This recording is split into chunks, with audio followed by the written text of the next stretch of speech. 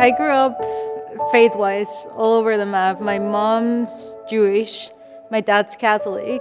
So I grew up mixed home, but when my mom married, she converted into Catholicism. So we grew up Catholic. And nothing ever really spoke to me. It felt very fear-based, but I was always in the search of something. We moved from Mexico to Vancouver when I was 16, and I dabbled into different things, the Jehovah's Witnesses, just looking for something greater.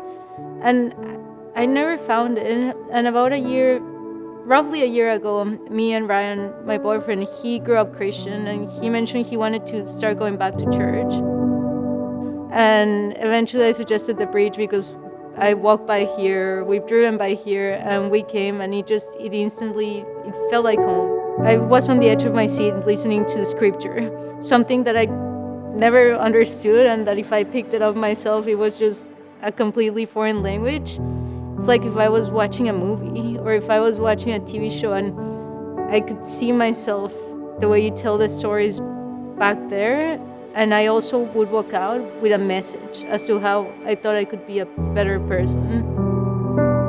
And started joining a Bible study group as well with Graham and Nikki, and that was really powerful as well because, again, it was just making scripture digestible for me because, again, it was very foreign.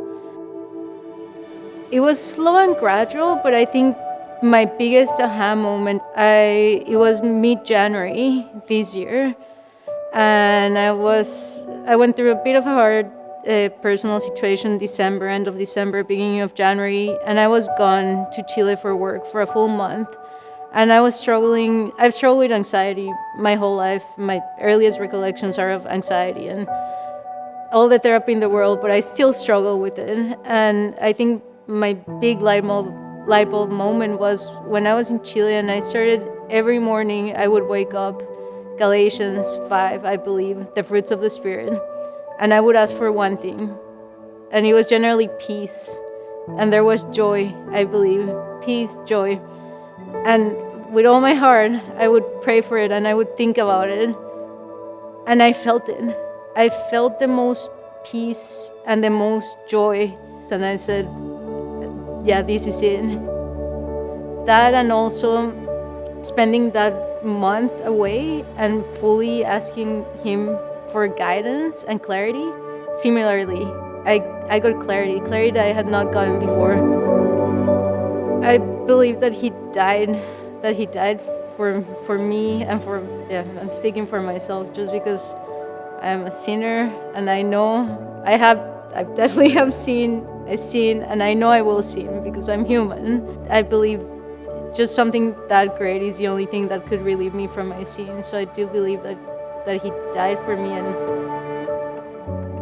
I think it's how I react and how I think about, because I struggle a lot with sin and with guilt. But what has been very powerful for me is you shared in one of the sermons about Judas and Peter and how they both betrayed Jesus. And when I sin, I betray him. And one's reaction was to kill himself, and the other one was just to double down and follow him.